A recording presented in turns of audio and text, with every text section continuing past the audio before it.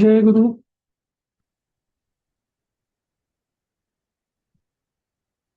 जय गुरु.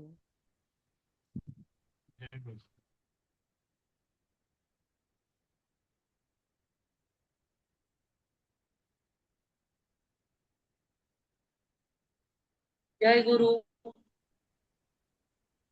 जय गुरु. 30व्या श्लोकापर्यंत झालं होतं.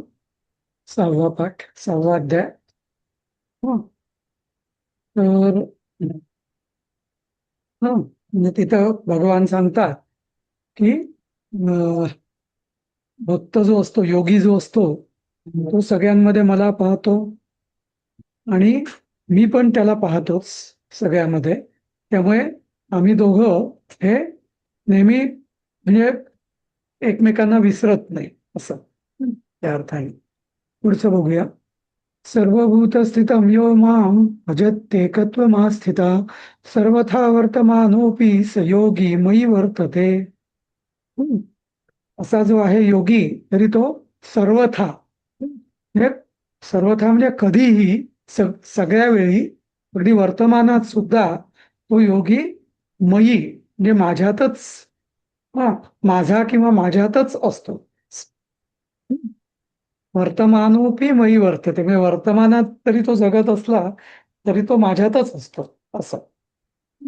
आणि मग बाकी मग तो तसाही म्हणजे काही जो करत असला कृती बाह्यतः त्याच्या देहाने, तरी तो माझ्यातच असतो असं.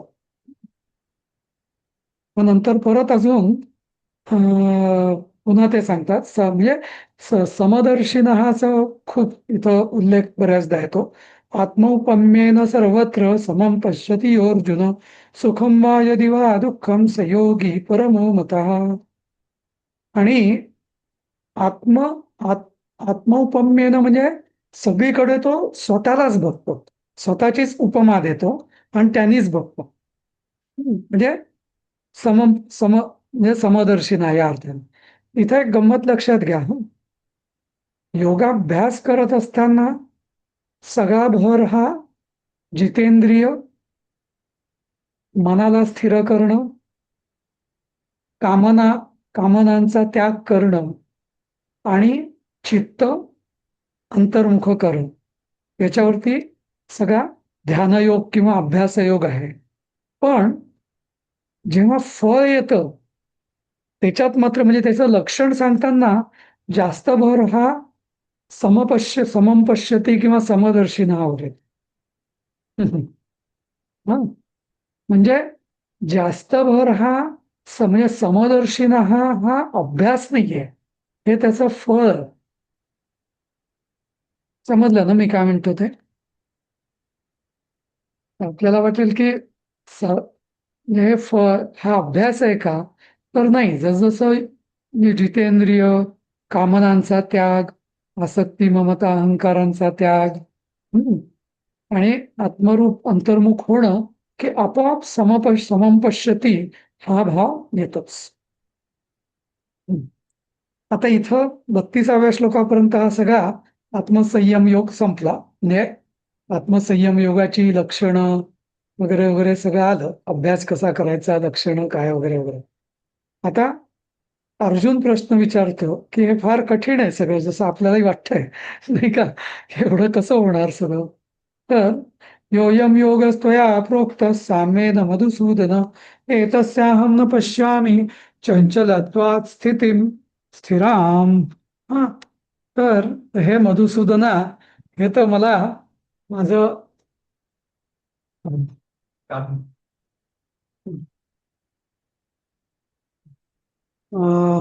आता हे तर सगळं खूप कठीण आहे, काय करायचं.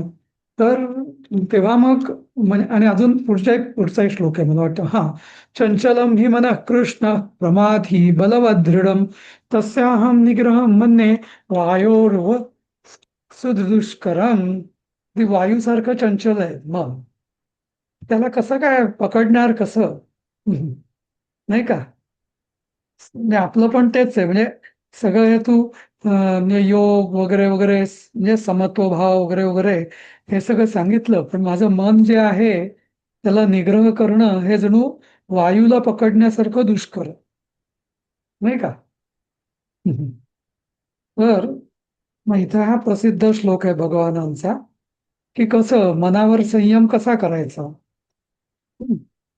असंशयं महाबाहो मनो दुर्निग्रहं चलम् अभ्यासेन तु कौन्तेय वैराग्येण च गृह्यते.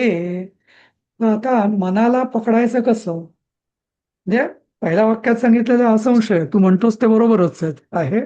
हे मन हे म्हणजे त्याला कठीणच हे कठीणच आहे. पण त्याला कसं पकडणार, गृह्यते म्हणजे ग्रहण कसं करणार, धरणार कसा तो त्याला. तर परंतु हे कोणते या अभ्यासाने आणि वैराग्याने. अभ्यास म्हणजे तीच गोष्ट पुन्हा पुन्हा म्हणजे प्रॅक्टिस करणे, आणि वैराग्य म्हणजे विरक्ती कशाविषयीही. म्हणजे मनाला जिंकण्याचा किंवा मनाला पकडण्याचा हा एक उपाय आहे, की वैराग्य अंगी बाणवणे. वैराग्य म्हणजे काय, परत असं राग, त्याचा विरोधी, म्हणजे आसक्तीचा विरोध, म्हणजे कशातही आसक्त न होणं किंवा कशाचाही संग नसणं, त्याला म्हणतो आपण वैराग्य. हम्म. म्हणजे परत मनाला हे पकडण्याचं जी युक्ती आहे ती पुन्हा आसक्ती, ममता यांना दूर लोटणे हेच. कारण आसक्ती आणि ममता या यांना जर आपण दूर केलं तर आपोआप वैराग्य येईल. वैराग्य आणि त्याचा अभ्यास हे केलं की मग मनाला पकडता येईल. मग इथं हे समजतं आपल्याला की म्हणजे सुरुवात कुठून करायची, तर वैराग्यापासून. वैराग्याला सुरुवात म्हणजे वैराग्य अंगी बाणवण्यासाठी काय करायचं, तर आसक्ती आणि ममता यांच्यापासून यांना कह्यात आणायचं किंवा यांना दूर ठेवायचं. हे जे आपण अगदी पहिल्या याच्यापासून बघतोय, दुसऱ्या अध्यायापासून, की सगळा हा प्रॉब्लेम कशामुळे होतो, आपण खूप गुंतत जातो नाही का. का गुंतो, कारण आपल्याला आसक्ती असते. जे नाही त्याची इच्छा असणं म्हणजे आसक्ती, जे आहे ते सुटू न देणं, त्या भावनेचं नाव आहे ममता नाही. आणि त्या दोन्ही सोडणं म्हणजेच वैराग्य. बरोबर. आणि परत मग म्हणजे कृष्ण पुन्हा त्याचं महत्व सांगतायत. संयम योग म्हणजे पुन्हा पुन्हा हे संयम योग का म्हणतात, संयम योग. हा, तर इथं कारण त्याचं असंयतात्मना योगो दुष्प्राप्त इति मे मतिः पश्चात्मना तू यतता शक्यो वा तू उपायतः. तर ज्यांचं असंयत, ज्यांचा संयम नाहीये, त्यांच्याकडून योग हा होणं खूप कठीण आहे असं माझं, किंवा त्यांना योग करणं हे खूप कठीण आहे, इति मे मती, असं माझं, अशी माझी मती आहे, असं माझी बुद्धी सांगते मला. पण वश्यात्मना तू यतता, पण ज्यांनी प्रयत्नानं स्वतःला, इथं इथं आत्मनाचा अर्थ आहे अंतःकरण किंवा मन, तर त्याला ज्यांनी वश करून घेतलेला आहे, मग त्याच्याकडून मात्र हा योग करणं शक्य आहे. त्यामुळे पुन्हा संयम योगमार्गात किंवा अध्यात्मात जर पुढे जायचं असेल तर संयमाचंच महत्व खूप सांगितलं. आणि हे वाचल्यावरती मग आपल्या लक्षात येतं बऱ्याचदा, म्हणजे कोणा विशिष्ट याच्यावरती नाही, पण बऱ्याचदा हल्ली जे मोठमोठे लोक असतात म्हणजे महाराज वगैरे, पण आपल्याला त्यांच्या वागणुकीत संयम दिसतो का, नाही. वैराग्य दिसतं का, नाही. नाही का. हम्म.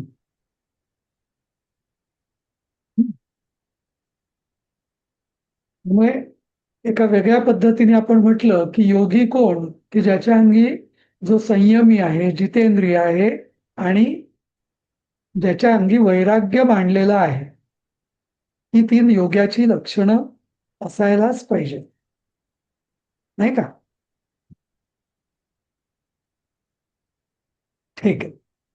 अयति श्रद्धयोपेतो योगाचलितमानसः अप्राप्य योगसंसिद्धिं काङ्गतिं कृष्ण गच्छति कचिन्नो विभ्रष्टच्छिन्नाभ्रमिव नश्यति अप्रतिष्ठो महाबाहो विमूढो ब्रह्मणः पथि एतन्मे संशयं कृष्ण छेतुर्मर्हस्य शेषतः तदन्यः संशयस्यास्य छेत्ता नैयुपपद्यते.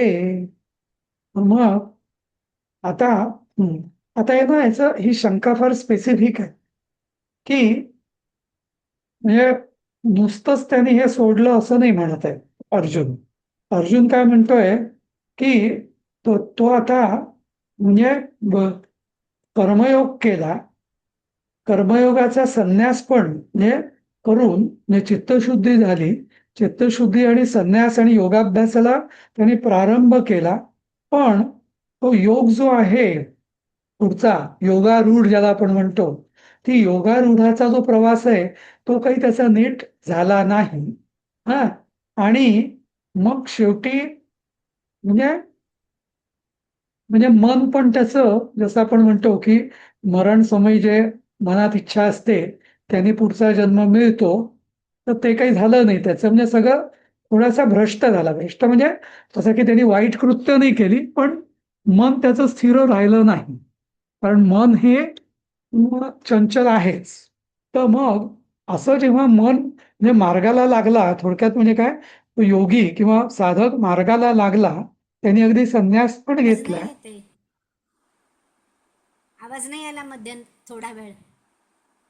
आता आता येतोय आवाज? आता येतोय? हो येतोय. हा, मला मेसेज आला होता इंटरनेट मगापासून अनस्टेबल आहे म्हणून. विचलित झाला. हा, तर कारण मनाचा तो स्थायी भाव आहे ना, विचलित होणे किंवा चंचल असणे, त्यामुळे तो विचलित झाला. पण तरी तो म्हणजे कर्मयोग करून तो पुढे गेला होता आणि त्यांनी योगारूढ होण्यासाठी त्यांनी कर्मसन्यास पण घेतला होता. म्हणजे बराच पुढे गेला होता तसा तो. पण तो ब्रह्मज्ञानी काही झाला नाही थोडक्यात. हा, तर मग काय होणार असा कृष्ण तो विचारतो. हा, की म्हणजे शेवटी त्याचं मनाचं म्हणजे ती जी ब्रह्मावस्था जी आहे, ब्राह्मी स्थिती, ती काही त्याला प्राप्त झाली नाही. मग काय झालं त्याचं? म्हणजे अर्जुनाला असा प्रश्न पडला की अरे, कर्मयोग तर त्यांनी सोडला, म्हणजे कर्म सोडली, पण योगारूढचा जो प्रवास आहे तो काही त्याचा पूर्ण झाला नाही. मग आता काय होईल? त्याची इकडे आड म्हणजे हे पण झालं नाही आणि ते पण झालं नाही, असं काय होईल का? हा, म्हणजे ना तर त्याला कर्मयोगाचं फळ मिळेल आणि ना तर त्याला ब्राह्मी स्थितीचं फळ मिळेल. तर हे मला कोण सांगणार? तूच सांगू शकशील. हम्म. कारण हे तुझ्या वाचून तर कोणी सांगू शकणार नाही. हा, आणि हे म्हणजे याचं कारण का की त्याला ती भीती वाटते की म्हणजे योगारूढ प्रवासात सुद्धा मन थोडं आपलं घसरू शकतं. मग काय करायचं? हा, तर तिथं मग आता कृष्ण सांगतात की पार्थ नैवेह नामुत्र विनाशस्तस्य विद्यते नहि कल्याण कृत कश्चित दुर्गतीम तात गच्छती. की अरे बाबा, जे काय त्यांनी केलेलं आहे त्याचं कधी वाया तर जाणारच नाही. इथे पण नाही, इह इह न एव इह पण नाही आणि अमूत्र म्हणजे परलोकी पण नाही. तो दुर्गतीला कधी जाऊच शकत नाही. आणि मग त्याच्या पुढच्या 5-6 श्लोकामध्ये हे आधी त्यांनी पटकन आश्वासन दिलं की म्हणजे असं तो म्हणजे ज्याला आपण व्यवहारात बघतो की धड हे नाही धड ते नाही आणि मध्येच लटकतो मनुष्य, असं काही झालं का? म्हणजे जसं आपण एखाद्याचं असं होतं ना, एखादा कोर्स करायला जातो पण मग ते जमत नाही, मग दुसरा कोर्स करायला जातो तो पण जमत नाही. मग काय म्हणजे धड त्याचं करिअर कुठेच मार्गी लागत नाही. तर व्यवहारामध्ये नाही का, लौकिक विद्यांमध्ये मग असं काय होणार? तर कृष्ण पहिल्यांदा सांगतात की नाही, त्याचं कल्याणच होणार आणि तो दुर्गतीला कधी जाऊ शकतच नाही. हे पहिलं. इथं पण नाही आणि मेल्यावर पण नाही. आता का बरं? मग आता दोन गोष्टी सांगतो कृष्ण. प्राप्य पुण्यकृताम लोकान उषित्वा शाश्वती समा शुचीनाम श्रीमताम गेहे योगभ्रष्टोभिजायते. तर असा जो योगभ्रष्ट जो झालेला आहे, हा, तर तो पुण्यकृताम लोकान हा, म्हणजे तो शाश्वती समा म्हणजे हजारो वर्ष, खूप वर्ष तो म्हणजे अशा मोठ्या म्हणजे स्वर्गामध्ये वगैरे वगैरे असं त्याला ती फळं मिळतात. आणि त्यानंतर पुढच्या त्याच्या आध्यात्मिक उन्नतीसाठी काय होतं, असा जो योगभ्रष्ट पुरुष आहे तो शुचीनाम श्रीमताम गेहे योगभ्रष्टोभिजायते. शुचीनाम म्हणजे शुद्ध, शुद्ध असलेल्या, शुद्ध अंतःकरणाच्या, चांगलं संस्कार, चांगलं वळण असणाऱ्या आणि श्रीमताम, त्यांच्या घरी श्री म्हणजे लक्ष्मी वास करते, अशांच्या घरी असा योगभ्रष्ट त्याला जन्म प्राप्त होतो. म्हणजे थोडक्यात काय, आता इथे दोन गोष्टी आहेत. शुचीनाम म्हणजे शास्त्रोक्त आचरण किंवा संस्कारित सुसंस्कारी घरामध्ये, म्हणजे काय, त्याच्या आध्यात्मिक उन्नतीसाठी अनुकूल असं वातावरणात त्याचा जन्म होतो. हे एक झालं. आणि श्रीमताम का म्हटलेलं आहे, की त्याला जे दारिद्र्याचे जे कष्ट आहेत, दारिद्र्यामुळे होणारे, ते भोगावे लागत नाही. कारण का, त्याचं जे पुण्यसंचय झालेला असतो, त्यामुळे त्याला ते फळ प्राप्त होतं, की जेणेकरून त्याला बेसिक गोष्टींसाठी स्ट्रगल करावा लागेल असं. पण त्याच्यात मुख्य शुचीनाम म्हणजे अनुकूल वातावरण असं, नाही का, हे महत्वाचं. हा, आता आणि मग याच्या पुढचा तो श्लोक तर अजून छान आहे, की अथवा योगिनामेव कुले भवती धीमताम एतद् हि दुर्लभतरम लोके जन्म यदीदृशम. किंवा असा जो योगी जो आहे म्हणजे योगभ्रष्ट, तो धीमताम योगिनाम एव कुले भवती म्हणजे अत्यंत बुद्धिमान, बुद्धिमान म्हणजे ज्ञानी आणि योगी लोकांच्याच कुलामध्ये त्याचा जन्म झालेला असतो, किंवा तो भवती म्हणजे उत्पन्न होतो किंवा जन्म घेतो. आणि इथं शंकराचार्यांनी टीकेमध्ये सांगितलेलं आहे की योगिनाम एव कुले म्हणजे अशा घरी की जिथे बहुधा दरिद्री असतात, म्हणजे बुद्धिमत्ता आणि दरिद्री, म्हणजे इथं श्रीमताम हा शब्द वापरलेला नाही. हे जे कुल आहे हे कसं आहे, आता बुद्धिमान आणि योगीन हे योगी कुलामध्ये असं. म्हणूनच आपण बघतो ना की बरेच जे, जसं ज्ञानेश्वर नाही का, निवृत्ती ज्ञानदेव, हे विठ्ठलपंतांच्या पोटी जन्माला आले. बऱ्याचदा आपण बघतो की जे सत्पुरुष असतात त्यांचं आईवडील सुद्धा पुण्यवान किंवा योगी भावाचे असतात, नाही का. त्याचं कारण ते जसं आपण म्हणतो की काय, बीजे हे चांगलं, जर चांगल्या जमिनीतच चांगलं रोप पण येतं, नाही का. तर अनुकूल शुद्ध वातावरणातच ते बीजा येतात. कुठे हा, शुद्ध सर, बीजा, शुद्ध बरोबर, बीजा कुठे अगदी रसाळ गोमटी. हा, शुद्ध बीजापूर रसाळ मिळते. तर आता बीज म्हणजे जे आई आणि माता आणि पिता यांचं जे सुकृत असतं, तर अशा चांगल्या माता पितांच्याच घरी ते जन्माला येतात. शंकराचार्यांचं उदाहरण आहे, ज्ञानेश्वर निवृत्तींचं उदाहरण आहे, एकनाथांचं उदाहरण आहे, बरीच, नाही का.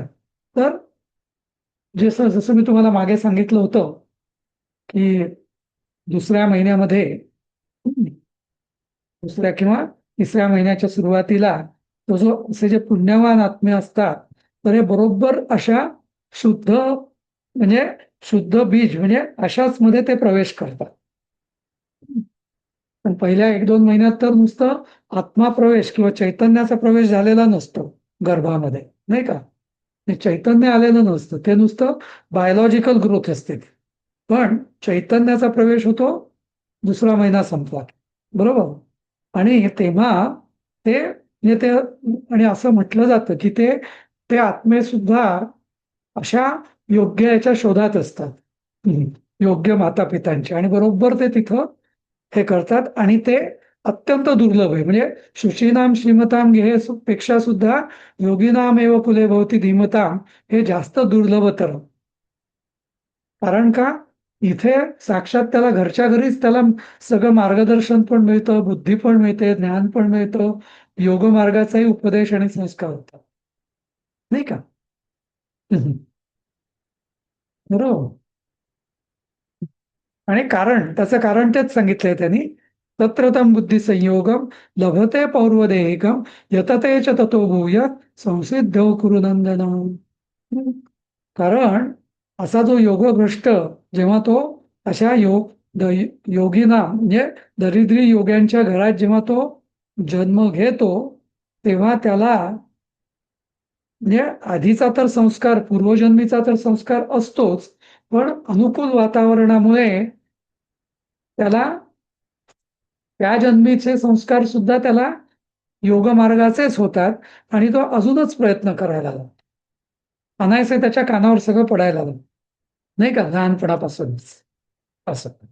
त्यामुळे अशा जन्मी म्हणजे अशा घरी आपण जन्म घेणं हे फार भाग्याचं लक्षण, नाही का?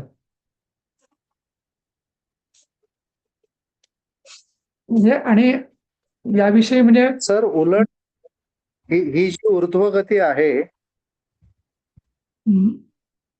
त्या भ्रष्टाची ऊर्ध्वगती होण्यासाठी हे सगळ्या योजना आहेत, बरोबर आहे?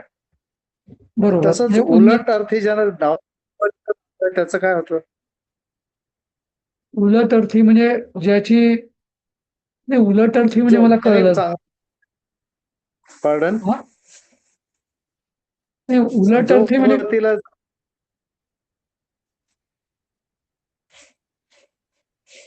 नाही, कसं आहे माहितीये का, हा सगळा कर्म सिद्धांत आहे, बरोबर?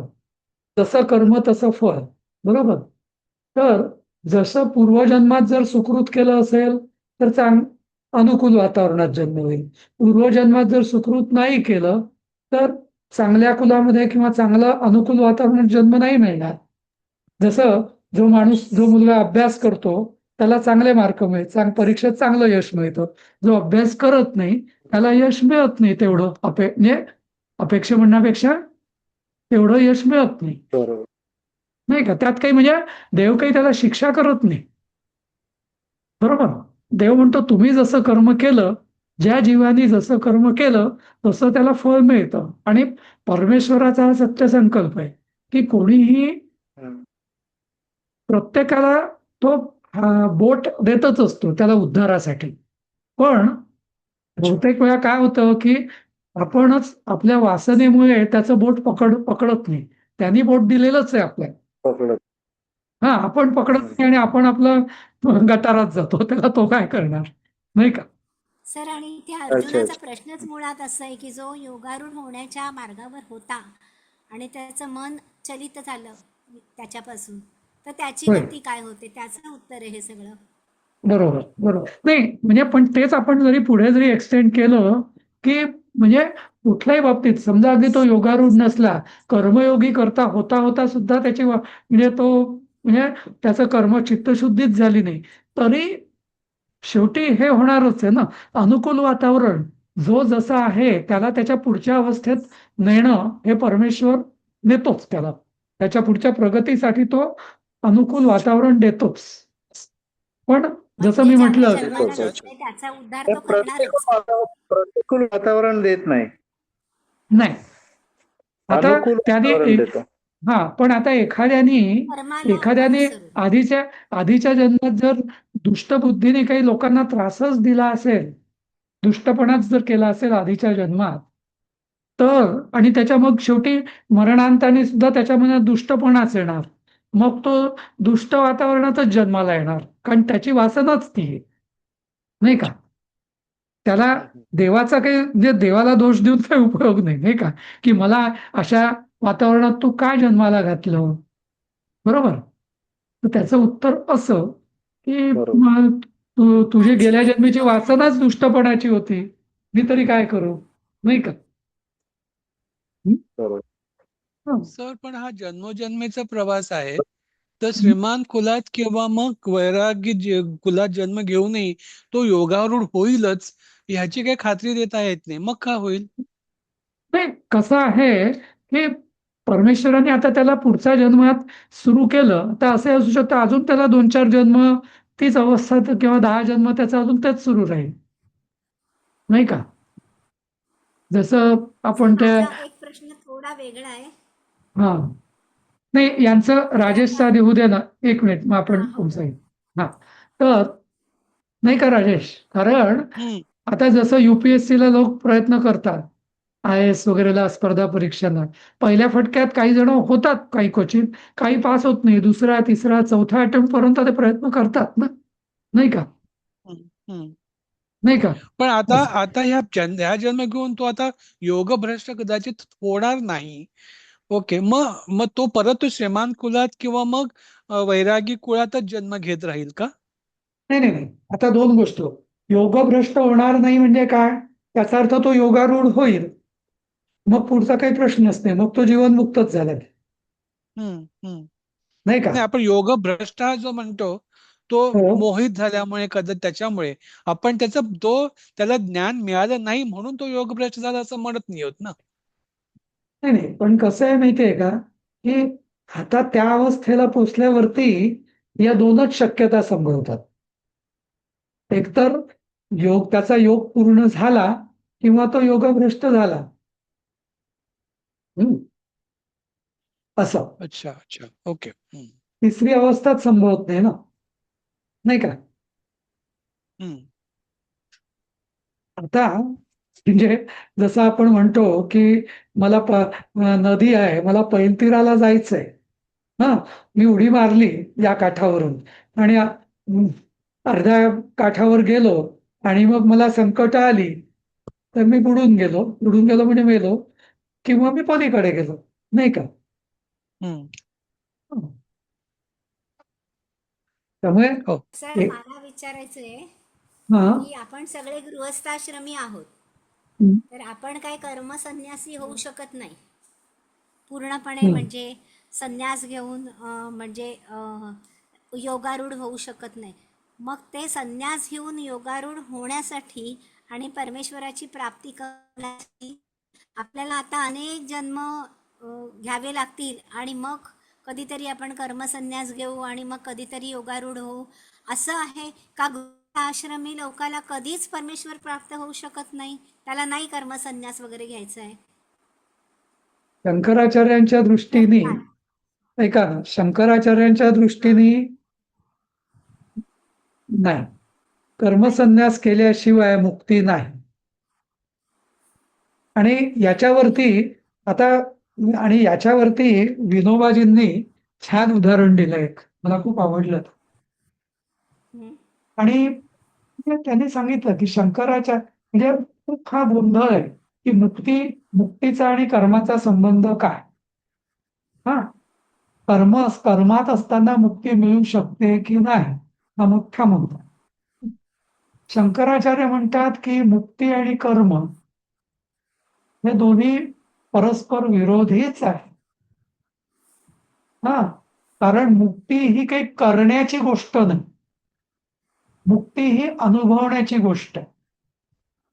म्हणजे शंकराचार्यांनी आपल्या विनोबांनी एक उदाहरण दिलं की जसं आता एखादा सुतार जसं लाकडाची खुर्ची करतो, लाकूड कापतो, फळ्या कापतो, चिकटवतो, फेरे मारतो, जोडतो वगैरे वगैरे आणि मग खुर्ची तयार होते. तर मुक्ती मिळवणं म्हणजे काय असं खुर्ची करणं आहे का? वस्तू करणं आहे का? नाही, ही अनुभवजन्य आहे, अनुभूती आहे. आणि जिथं आपण आणि आणि ती अनुभूती सुद्धा म्हणजे कुठलाही अनुभव हा कृतीचा अनुभव नाहीये, तो अंतर्मुखतेचा अनुभव, बरोबर? त्यामुळे त्याचा कृतीशी काही संबंधच नाही. आणि मग विनोबा की जे साक्षात स्वतः एवढा कर्मयोग करणारे विनोबा, अगदी स्वातंत्र्य लढ्यापासून त्यांनी कर्मयोग म्हणून भूदान यज्ञापासून सगळं कर्मयोगात त्यांनी बरंच आयुष्य घालवलं, पण ते सुद्धा त्यांनी म्हटलेलं की शंकराचार्यांचा हा मुद्दा अकाट्य आहे, कोणीच खोडून काढू शकत, बरोबर? म्हणजे जे लोकमान्य टिळक, विशेषतः लोकमान्य टिळक, की ज्यांनी किंवा आणि बाकीचे पण भक्ती मार्गातले जे आचार्य आहेत, की ज्यांनी भक्ती मार्गातनं मुक्ती मिळेल तर भक्ती मार्गातनं, हा, तर म्हणजे द्वैत मार्गातनं थोडक्यात, तर त्यांनी शंकराचार्य म्हणतात नाही, समदर्शिना वगैरे एवढं सगळं गीतेत स्पष्ट लिहिलं असताना आपल्याला अद्वैत भाव आणि सगळी भावना, त्यामुळे सगळं ह्या अनुभवण्याची गोष्ट आहे, करण्याची, कृती करण्याची गोष्ट नाहीये. तो काही व्यायाम नाहीये किंवा मी व्यायाम करून बलदंड होईल, धष्टपुष्ट होईल, शक्ती मिळेल, नाही का? त्यामुळे आपल्याला कर्मसन्यास घेणंच प्राप्त आहे. भले मग असं म्हणा की ठीक, पण आणि म्हणून आपण जो मनात ग्रह करून घेतो की मी या जन्मी कर्मसन्यास घेणार नाही, का घेणार नाही, आणि त्याची कर्मसन्यासची पुढची गोष्ट आहे, त्याच्या आधी आपण वैराग्याने अंगी बांधवलंय का, नाही का? वैराग्य येऊ शकेल एक वेळ, हा म्हणजे मग ते अनुभवाने येऊ शकतं. हा मग वैराग्य एकदा अंगी बाणवलं की मग कर्मसन्यास करणं ते फार अवघड नाही. एकदम कर्मसन्यास भेटले की आपल्याला कापरं म्हणतो, बरोबर, की सगळे हा सोडून हा द्यायचं म्हणजे काय. पण ज्या क्षणी आपल्या मनात वैराग्य उत्पन्न होईल, तीव्र वैराग्य, आणि असं होतं, तीव्र वैराग्य उत्पन्न झालं की पहिल्यांदा माणूस घरदार सोडून, कारण त्याला काळजीच नसते कशाची, तीव्र वैराग्य ज्याला म्हणतो. पण मग मोक्ष होतो, मिळत. तुकारामांसारखे जे सदेह स्वर्गाला गेले वगैरे आपण म्हणतो, ते तर गृहस्थाश्रमीच होते. त्यांनी काही कर्मसन्यास किंवा त्यांनी काही संन्यास घेतलेला नव्हता. काय माहितीये का, दोन गोष्टी आता जसं तुकाराम म्हणा, म्हणजे ज्ञानेश्वरांचे म्हणता येईल, निवृत्तीनाथांचे म्हणता येईल, बरोबर, म्हणजे पण असं म्हटलं जातं की हे जे लोकोत्तर पुरुष आहे, हं, यांचं आयुष्यच म्हणजे विचित्र विचित्र असतं. म्हणजे त्यांची आणि आपली, म्हणजे त्यांचा ते जणू अवतारच असतात. आता मग कसं म्हटलं तर कृष्णाने कुठे संन्यास घेतला होता, श्रीकृष्णाने नाही, एक बरोबर. हा. शंकराचार्य सोडलं तर संन्यास असा लौकिक दृष्ट्या जे कर्मसन्यास, पण तसं म्हटलं तर यापैकी प्रत्येकाने विद्वत संन्यास घेतले, म्हणजे त्यांना, अशा लोकोत्तर पुरुषांना हा कर्मसन्यासाचा नियम लागला. म्हणजे जसं म्हणजे तुकारामांच्या ज्या कथा आहेत की ज्यांनी सगळ्या आपल्या हिशोबाच्या वह्या बुडवल्या आणि सगळं बायकोला सोडलं आणि सगळ्या घराची धुळधाड झाली, म्हणजे नावापुरते ते संसारात, नाही का. एक वेळ त्याच्यापेक्षा ते घर सोडून गेले असते तर त्यांना कमी त्रास झाला असता, नाही का, अशी त्यांची अवस्था होती, नाही का. तुमची बायको इकोट जिजाई ना, जिजाई नाही, गिरिजा, किती आवली आवली आवली आवली हा आवली हा, आवली म्हणतात किंवा गिरिजा पण म्हणतात, पण हा, आवलीने किती त्रास दिलाय, ज्यांनी तुकारामांचा सिनेमा जुना बघितलाय त्यांना आठवत असत, नाही का. हो हो, संत तुकाराम हो. जुना. तर त्यामुळे उलट त्याच्यापेक्षा एक वेळ ते सोडून गेले असते तर चाललं असतं, नाही का. मुलांपासून 4 मुलं होती, मुलांनी त्यांना हिणवलं, बायकोनी हिणवलं, लोकांनी हिणवलं, पण तरी म्हणजे त्यांची चित्तवृत्ती ढळली का नाही, म्हणजे बघा ना आपण. तरी पण प्रेम केलं तिने सर. ती एवढ्या डोंगरावर जेवण घेऊन जायची त्यांच्यासाठी, आणि ते जेवल्याशिवाय स्वतः जेवायची नाही. दोन्ही म्हणजे तो काय त्याला म्हणतात वेगळंच प्रकारचं प्रेम असेल होतं ते, म्हणजे असं. म्हणजे ती पण हा, तिच्या पोटात गर्भ असताना सुद्धा ती एवढ्या डोंगरावर चढून तो डबा घेऊन जायची त्यांच्यासाठी, तुकारामांसाठी, बरोबर, आणि ते जेवल्याशिवाय स्वतः जेवायची नाही. म्हणजे हे प्रेमच नाही का त्यांच्यावरचं तिचं. बरे अगदी तोंडाने ती शिव्या देत असेल, त्या विठ्ठलाला तर तिने खूप शिव्या घातल्या, पण अगदी. त्या निमित्ताने विठ्ठलाचं नावही घेतलं. पण ते म्हणजे मुद्दा असा की तो जो राजेशने प्रश्न विचारला होता त्याचं उत्तर ते आहे की यांना आपण सर्वसामान्य, आता जसं ज्ञानेश्वरांचा आश्रम कुठला, ना धड लोकांनी त्यांना मुंज करू दिली, ना धड त्यांना संन्यास घेऊ दिल्या, नाही का. तर मग त्यांना कुठली स्केल लावणार आपण? नाही, आता अक्कलकोट स्वामी, नृसिंह सरस्वती, श्रीपाद वल्लभ, म्हणजे हे जे लोकोत्तर पुरुष आहेत यांना नॉर्मल फुटपट्टी नाही लावू शकत आपण, नाही का? हे जे सगळे शास्त्र जे आहे ते 99.99% लोकांना सांगितले बस. सर ते खरं उद्धारून गेलेलेच आत्मे आहेत, फक्त लोकांना तेच जाग करण्यासाठी त्यांनी पुन्हा तेच जन्म तेच घेतलाय. म्हणजे तेच परमेश्वरांनी त्यांना पुन्हा पृथ्वीवर पुन्हा पाठवलं पुन्हा की पाठवलं. जा बाबा बरोबर लोकांना जाग कर, बरोबर यदा बरोबर यदा ही. बरोबर. त्यामुळे ठीक आहे.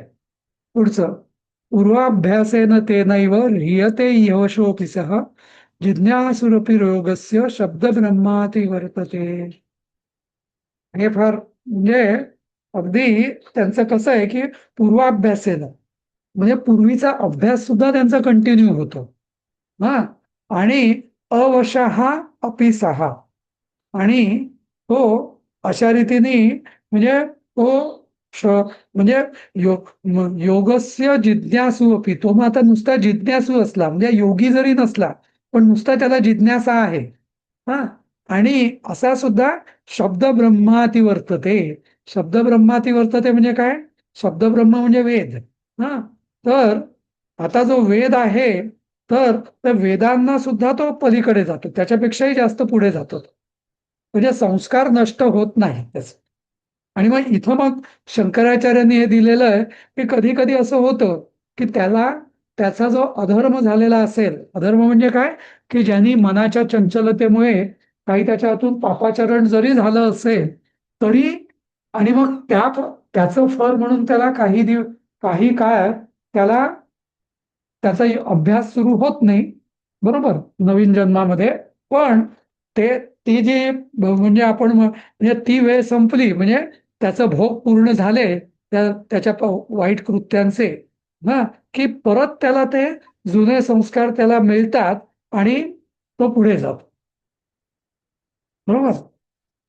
ते आपण म्हणतो ना की अरे ग्रहांची दशा वगैरे, ना, ग्रहांची दशा आहेच, पण आध्यात्मिक दृष्टीने ग्रहांची अशी दशा का आली, त्याला 7.5 फेरा का पडला? कारण त्याचं जुनं कर्म. बरोबर.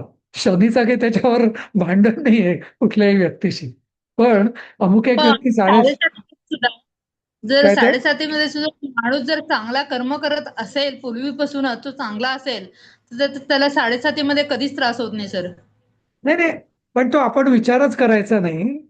कारण का हा की शेवटी फळ ग्रह देत नाही, फळ आपलीच कर्म आपल्याला फळ देत असतात. बरोबर. बरोबर आणि बरोबर. म्हणजे हा मनातनं आपण गैरसमज आधी काढायला पाहिजे की ग्रह फळ देतात मला. बरोबर, फळ आपल्याच कर्मांचं आहे. हा, फक्त राईट. एवढंच. आणि म्हणून 7.5 किंवा अशा दुष्कर्म म्हणजे आपण जे चक्रवत का आणि नाही परिवर्तन, ते आपण जे दुःखानीच्या सुखानीच्या आपण जसं संस्कृत मध्ये शिकलेलो आहे तसं हा काळ जाईल म्हणजे काय, दुष्कर्मांचे आपले भोग क्षीण होतील आणि मग परत चांगला काळ येणारच आहे. असं तर तसंच त्याचं पण हम्म, होतंय, असं, नाही का? बरोबर. येस. प्रयत्नाद्यतमानस्तु योगी संसिद्ध किल्बिषः अनेक जन्म संसिद्धस्ततो याती परांगते. आणि असं म्हणजे अनेक जन्म म्हणजे जसं उषा त्यांनी म्हटलं की जरुरी नाहीये आपण आता प्रवासाला लागलोय प्रत्येकच जण. हा, अनेक जन्म सुद्धा लागतील, थोडं थोडं थोडं थोडं, आणि शेवटी परमगतीला प्राप्त होतो असा जो योगी येतो. एका जन्मात नाही होणार. ठीक आहे, चालेल असं. नाही का? तर म्हणजे त्यात काही आपण म्हणजे प्रयत्न करायचा आहे, पण आता या जन्मात आता माझं सगळं कसं होणार, सगळं आता माझं कर्मा म्हणजे वैराग्य कसं प्राप्त होईल, चित्तशुद्धी कधी मिळेल, कर्मयोग कसा पूर्ण होईल, कर्मसन्यास कधी होईल, मग ज्ञान कधी प्राप्त होईल, सगळं नाही होणार. ठीक आहे, हरकत नाही, पुढच्या जन्मात होईल, नाही का?